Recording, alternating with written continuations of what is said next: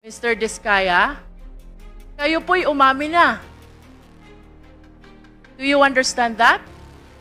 You already made an admission about the commission of the case of plunder.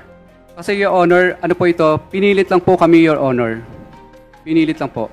So you want us to believe na kung wala itong mga taong pinangalanan mo, ay hindi ka magkakaroon ng mga kontrata mula sa DPWH. Is that what you wanted to say?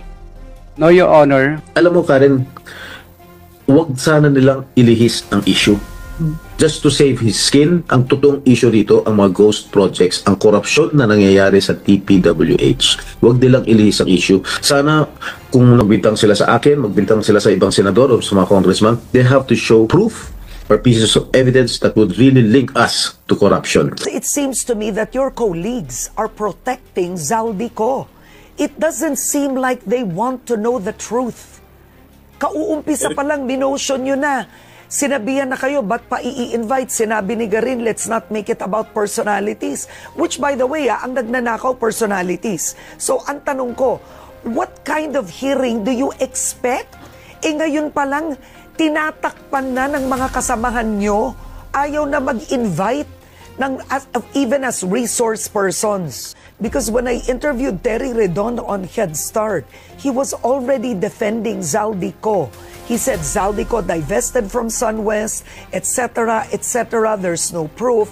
So for a committee chairman to already be defending another colleague who could be a resource person, what do you make of that hearing?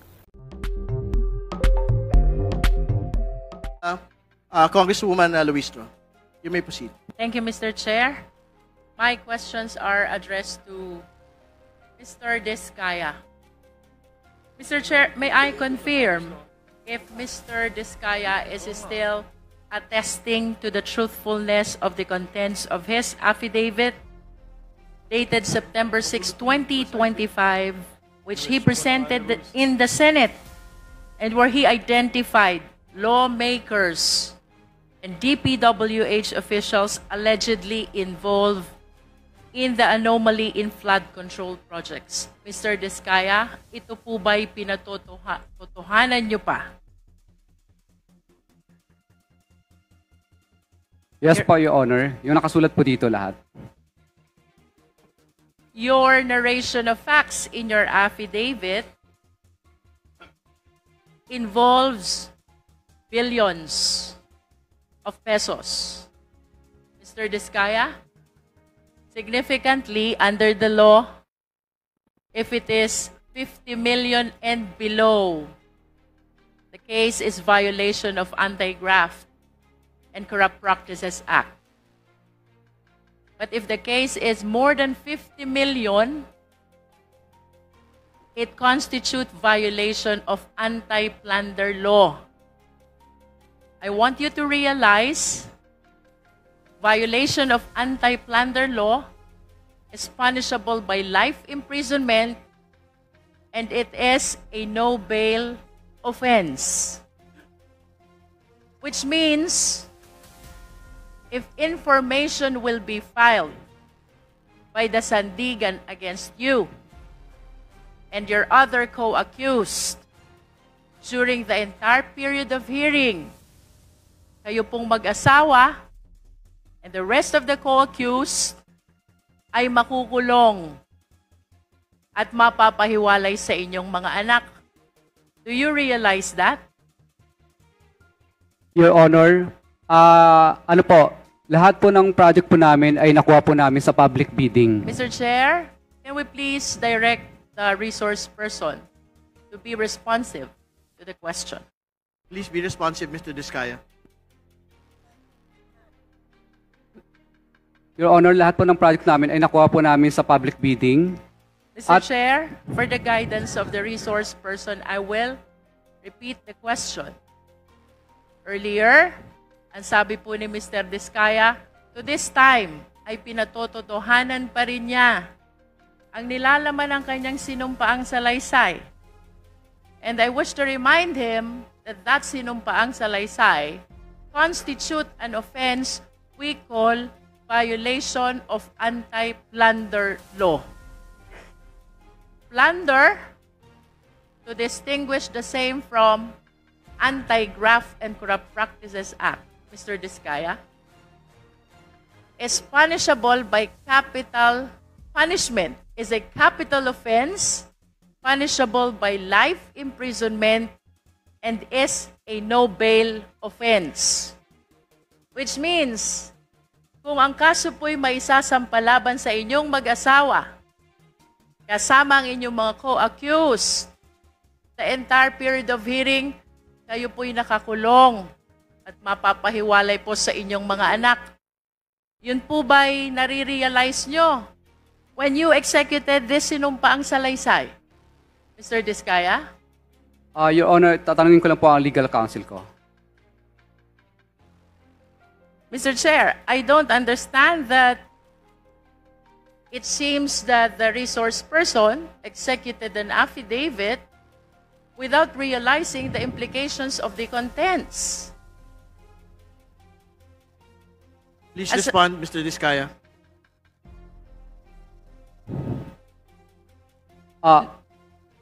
To simplify the question, Mr. Diskaya, nauunawaan niyo po ba ang repercussion, ang epekto, ang implication, ang consequence ng salaysay na inyong isinagawa sa inyong buhay, pamilya?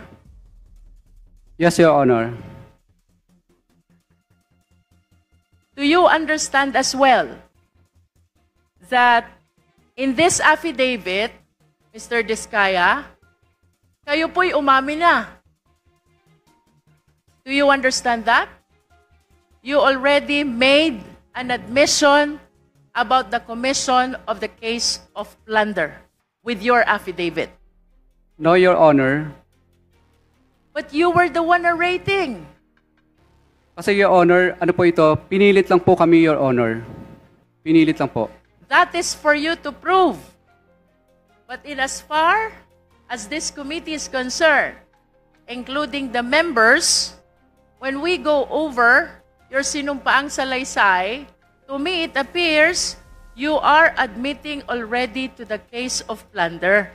And the worst thing, Mr. Diskaya, among the lawmakers and the DPWH officials whom you identified, all of them denied.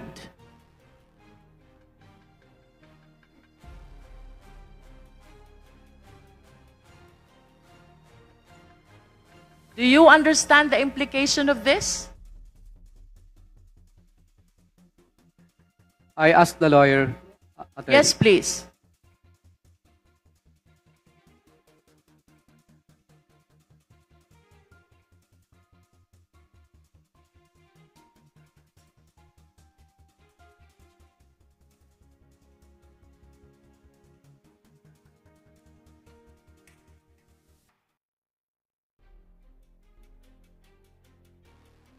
Your Honor, yes po. You understand. Okay. So, Sorry, before proceeding, Congresswoman Luistro, ano yung context ng sinabi niyong pinilit lang po kayo? Nandito po sa aking salaysay na ayaw po naming magbigay. Okay, alright. Naintindihan ko na. Kaya lang po. Hindi ho kayo pinilit isulat itong affidavit. Hindi po. Okay, alright. Thank you. okay, so, naiintindihan mo ang implication consequences ng affidavit mo. Hindi ka ba natatakot makulong?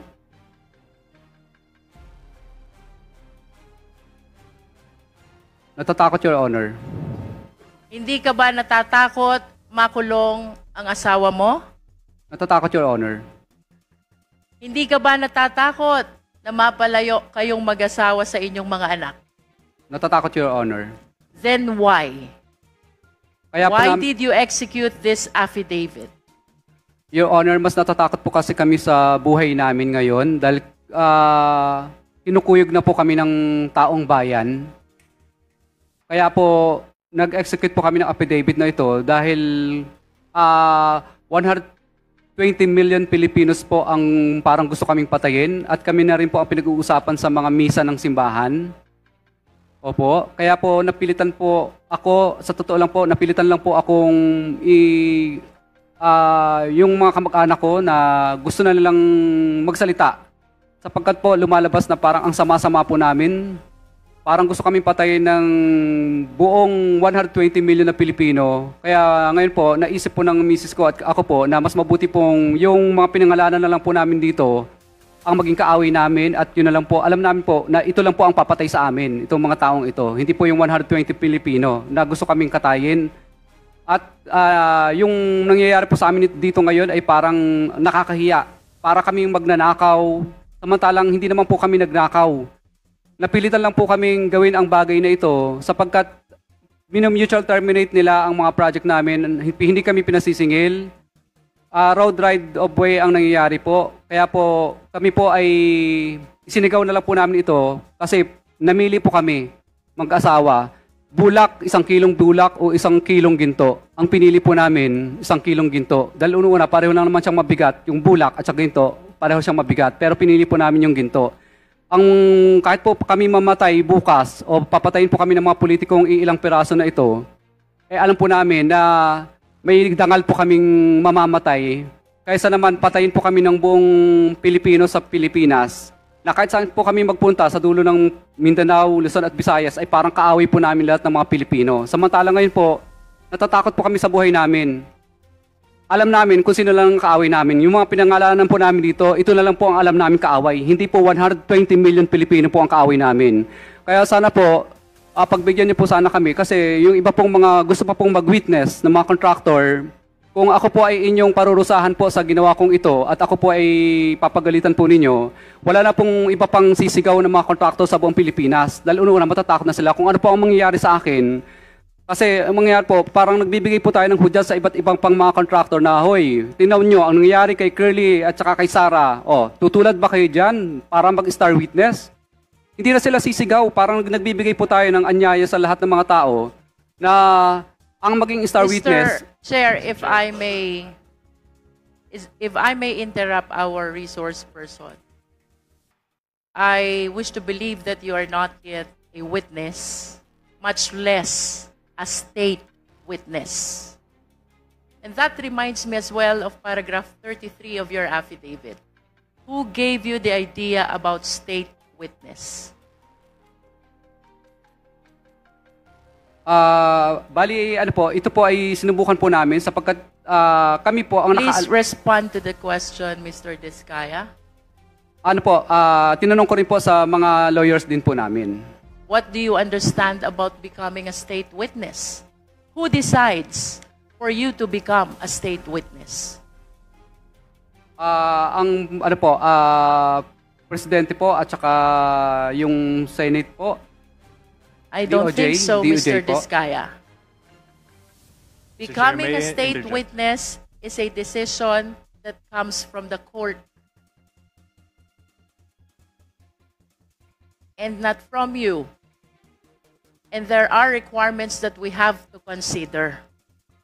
If I may share this to the public, under the rules of court, to become a state witness, number one, the testimony must be there must be an absolute necessity for the testimony.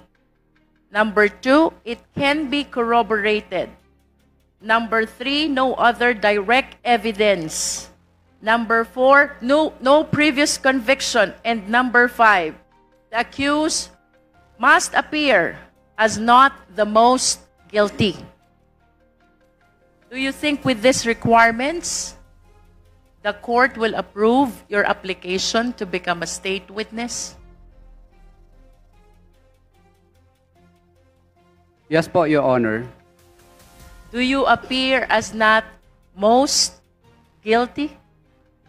Yes po, Your Honor. But you have to realize nonetheless, Mr. Diskaya, it is not you who decide. It is the court who decides whether you will be admitted or not as a state witness. And if you are not admitted as state witness, definitely then you will be one of the co-accused. and with your admission that you made already in the Senate and before this committee, I think the offense of plunder is already established. That is why I wish to go back to the question. What made you decide to execute this affidavit, considering the very complicated consequences of your admission?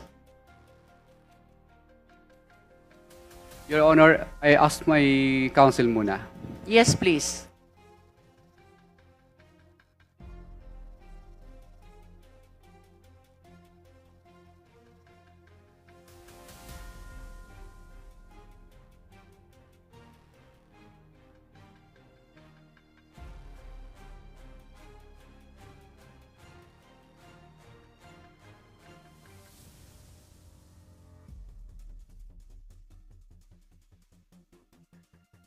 Your Honor, nasabi ko na po yung mensahe ng sinabi ko po kanina. So it's because mas pinipili mo na makulong kesa sa magalit at mapatay ka ng mga taong nagagalit sa'yo. Do you confirm that, Mr. Diskaya? Yes po, Your Honor. Okay. I wish to invite your attention to paragraph 9 of your affidavit. Mr. Diskaya, sabi mo dito, nagkaroon ng kaunting tagumpay. Kaunting tagumpay ang St. Gerard Construction, kaya minabuti naming mag-asawa na mag-expand at bumuo ng iba pang kumpanya. Can you please enlighten us, what is kaunting tagumpay to you? Your Honor, naging umulad po yung aming kampanya, kaya po nagtayo po ang misis ko ng sarili niyang korporasyon. Can we please convert this into quantitative terms? Magkano po ba yung kaunting tagumpay na kinita ng St. Gerard, which prompted you to incorporate additional corporations? Your Honor, wala po akong data sa ngayon, Your Honor, pero bigyan niyo po ako ng pagkakataon para po, But at least give us an idea. Is this millions or billions?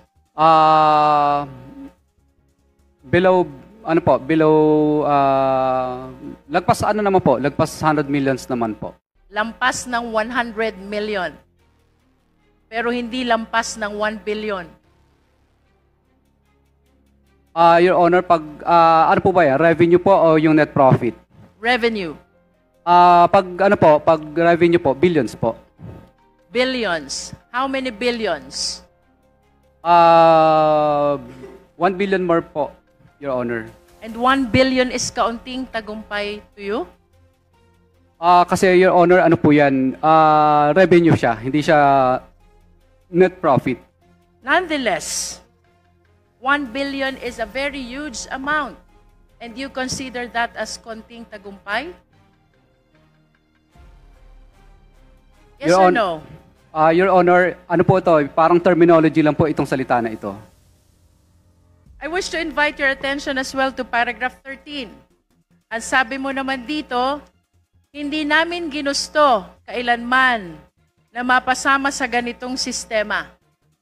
Pero kailangan naming magpatuloy para sa pamilya at mga empleyado.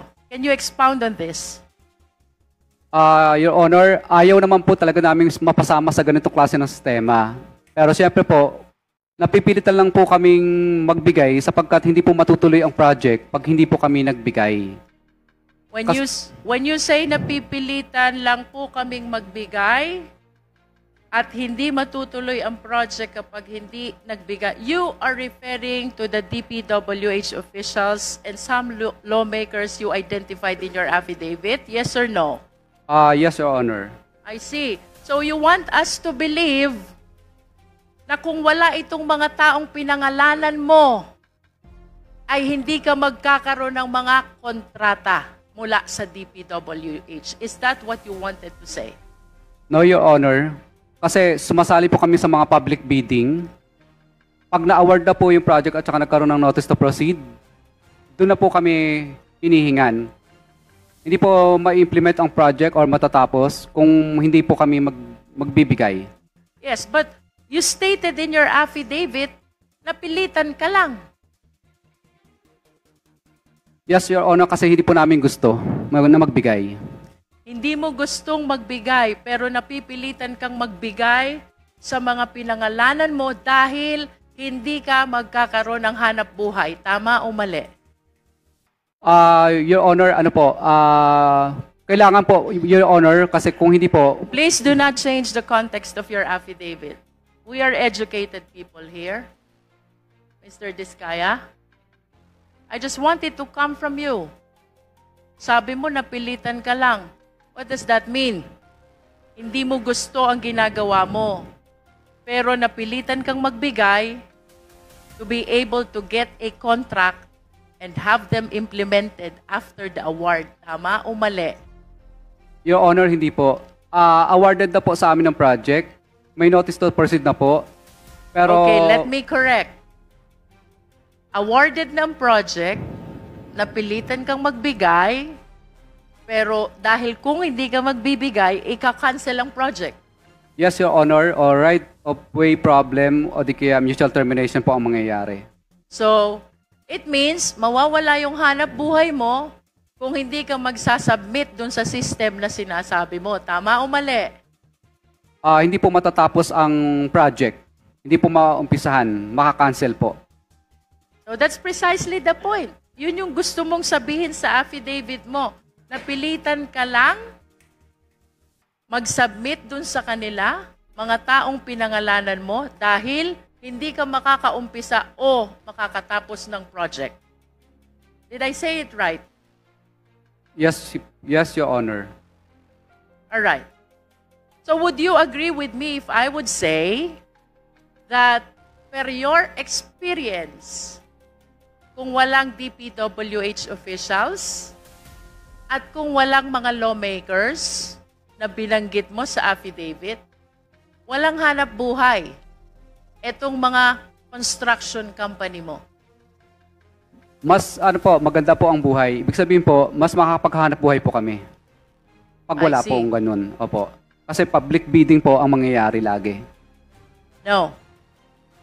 Please listen to the question. Ang sabi mo sa affidavit mo, napipilitan ka lang. Hindi mo gusto ang ginagawa mo. Pero kaya ka nagbibigay ay dahil hindi mo mai-implement ang project mo dahil ika-cancel nila. That is suffice to say that kung wala sila, wala kayong hanap buhay. Tama? No, Your Honor. What else would you like to mean by this statement? Your Honor, ibig ko pong sabihin dito, kung wala pong pumipigil na ma-implement namin ng tama ang project at hindi po makakancel o walang right of way project, malaya po kaming makakapag-implement ng proyekto po. Okay, but nonetheless, the reason why you are saying nagbibigay ka sa kanila ay para makatapos ka ng project mo. Tama ba yon? Dahil hindi po kami makakasingil at ipapamutual terminate po ang project kapag Precisely. hindi po kami sumunod sa kagustuhan nila. Pag hindi ka nakasingil, walang hanap buhay ang kumpanya nyo. Tama ba yon? Tama po. Okay. So, ibig sabihin, in as far as the period of time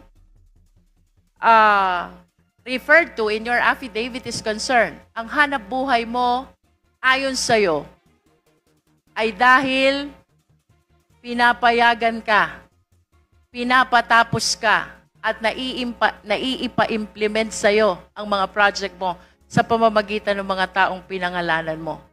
Correct? Your Honor, paulit nga po ulit ang tanong mo. May I be clarified first? Ano ho bang period of time or taon ang tinutukoy nyo when you executed this affidavit? Actually, ito pong affidavit ko na ito po ay related po sa programa po ni PBBM sa mga ghost project po. Kaya ko po ito... So if you are referring to the current administration, then this must be 2022 up to 2024 project, Mr. Diskaya. Tama ba yun? Yes po, Honor. Okay. Okay. So kaya mo natapos ang project is because nakipagkasundo ka sa mga taong pinangalanan mo sa affidavit mo.